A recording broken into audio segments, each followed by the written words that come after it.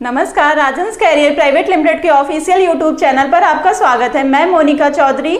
आज हम पढ़ेंगे बुद्धि परीक्षणों के प्रकार के बारे में। पहला बुद्धि परीक्षण किसने दिया था? अल्फ्रेड बीने ने 1905 ईस्वी में।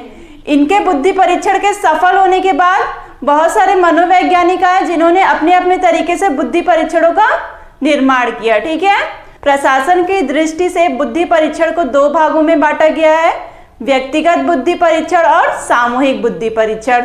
तो व्यक्तिगत बुद्धि परीक्षण जो होता है ये पर्टिकुलर किसी एक व्यक्ति पर लागू किया जाता है। व्यक्तिगत बुद्धि परीक्षण में आपको क्या करना है, एक समय में एक व्यक्तियों का ही परीक्षण आप कर सकते हो व्यक्तिगत बुद्धि परीक्षण में। क्लियर है? व्यक्तिगत देखिए आप लोग को नाम से ही स्पष्ट हो रहा होगा, इंडिविजुअल। इंडिविजुअल मतलब इसमें सिर्फ एक समय में एक व्यक्तियों के ऊपर ही ये परीक्षण हम लागू कर सकते हैं। इसमें जो परीक्षण करता होता है, जो भी परीक्षण कर रहा है, उसको परीक्षार्थी के साथ घनिष्ठ संबंध बनाना होता है, क्योंकि अगर उसका संबंध अच्छा नहीं होगा तो परीक्षार्थी जो होगा वो क्या करेगा, परीक्षणकर्ता को सही से उसका आंसर नहीं देगा, गलत बताएगा, कि कुछ भी बताएगा, उल्टा पुल्टा या घुमा फिरा के जो भी होगा उस तरीके से बताएगा। तो इसमें क्या चीजें हैं कि परीक्षणकर्ता का परीक्षार्थी के साथ घनिष्ठ संबंध होना चाहिए। ये बहुत ही इंपॉर्टेंट टॉपिक है आपका।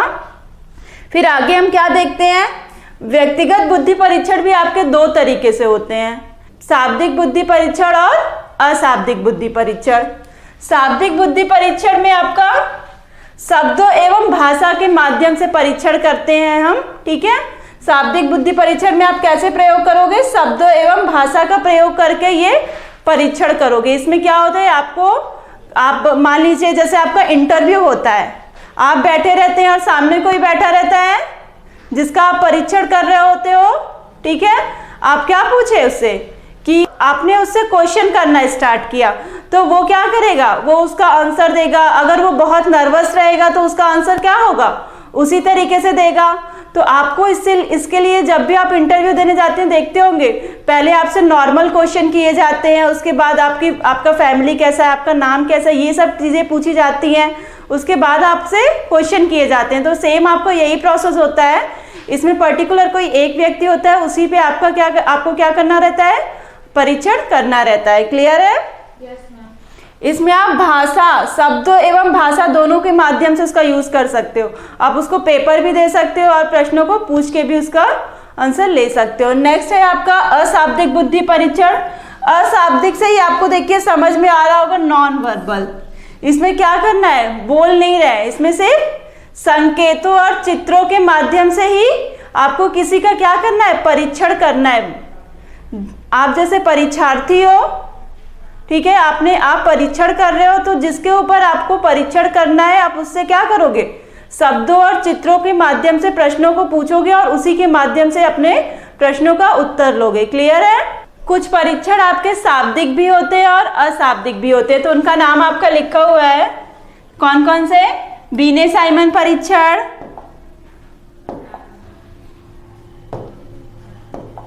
बीने साइमन परीक्षण, स्टैनफोर्ड टर्मन संशोधन, गुड एनएफ ड्रा मैन परीक्षण, भाटिया बैटरी और आपका वेस्लर बुद्धि परीक्षण। ये कैसे परीक्षण है आपके, जो शाब्दिक और अशाब्दिक दोनों होते हैं। क्लियर है? ये कैसे परीक्षण, इसमें भाषा और शब्दों का भी प्रयोग होगा और संकेतों और चित्रों सबके माध्यम से इसका हम लोग प्रयोग करेंगे।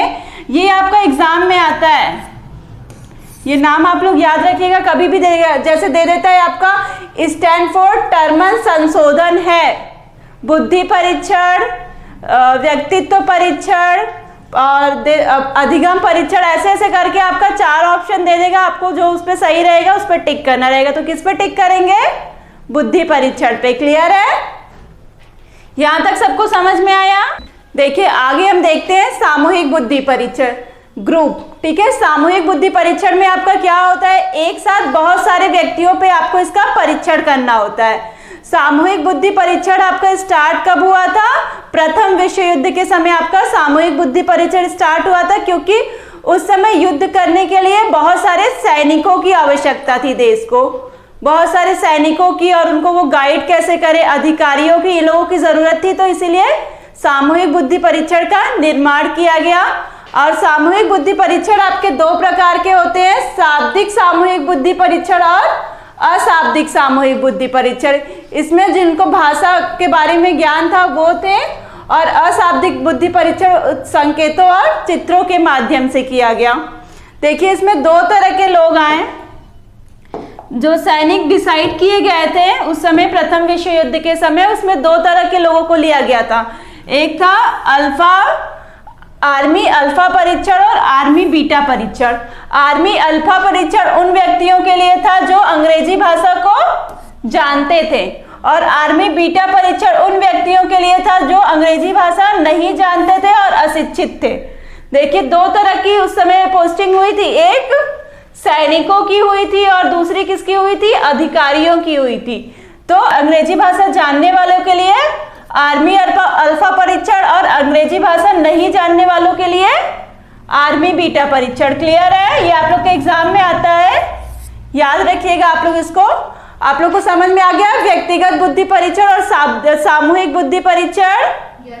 व्यक्तिगत बुद्धि परीक्षण पर्टिकुलर किसी एक व्यक्ति पर लागू किया जाता है और सामूहिक बुद्धि परीक्षण एक साथ कई व्यक्तियों पर लागू किया जाता है। आपका जो व्यक्तिगत बुद्धि परीक्षण होता है ये बहुत खर्चीला होता है, क्योंकि पर्टिकुलर किसी एक व्यक्ति पे आपको क्या करना रहता है, प्रयोग करना रहता है। आप किसी एक व्यक्ति के लिए क्वेश्चन पेपर बनाओगे, फिर टाइप कराओगे, खर्च बढ़ेगा, तो ये चीजें रहती हैं। और व्यक्तिगत बुद्धि परीक्षण ये चीजें होती हैं व्यक्तिगत बुद्धि परीक्षण में, और सामूहिक बुद्धि परीक्षण एक साथ कई व्यक्तियों पर कर सकते हैं।